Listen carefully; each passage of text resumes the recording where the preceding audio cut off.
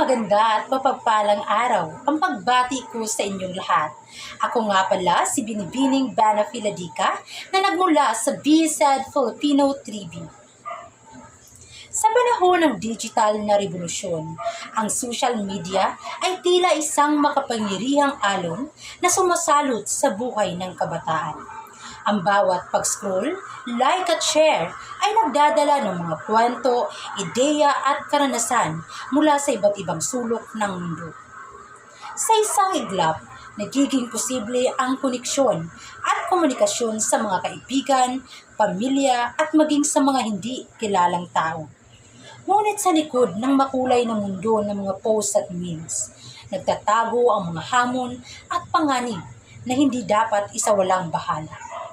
Paano nga ba nakakaapekto ang social media sa ating kabataan?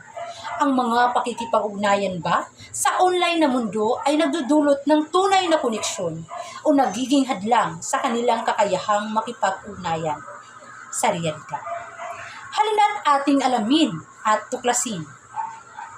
Sa kasalukuyang henerasyon, hindi na bago sa atin ang konsepto ng social media. Marami na ang gumagamit nito mula bata hanggang matanda.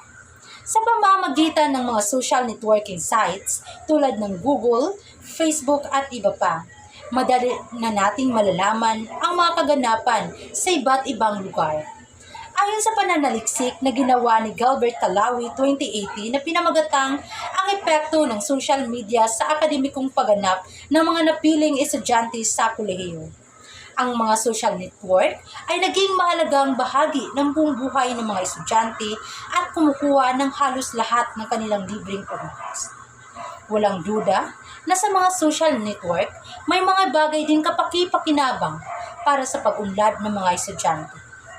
Ayon kina Das at Sao 2010, ang mga tao ay kumukonsumo ng karagdagang oras sa pakikipag-ugnayan sa kanilang mga kaibigan habang nagbabahagi ng impormasyon sa mga social media website. Dahil dito, nagiging addict sila sa pagtingin sa kanilang sariling status matapos ang ilang minuto. Hindi maikakaila na halos lahat ng kabataan ngayon ay gumagamit na ng social media.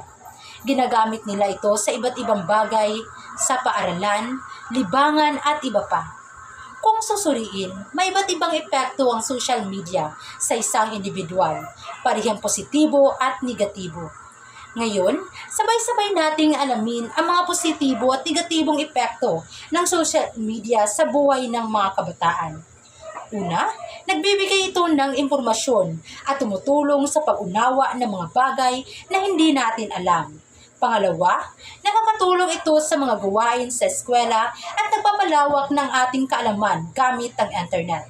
Pangatlo, pinapadali nito ang komunikasyon sa pagitan ng mga estudyante na mahalaga para sa pagpapalitan ng mga ideya kahit malayo sila sa isa't isa. Dumako naman tayo sa mga negatibong epekto ng social media. Una, maaaring maging tamad ang mga estudyante dahil madali nilang makukuha ang mga sagot online. Pangalawa, nagdudulot ito ng maling impormasyon dahil hindi lahat ng makikita sa internet ay totoo o tama.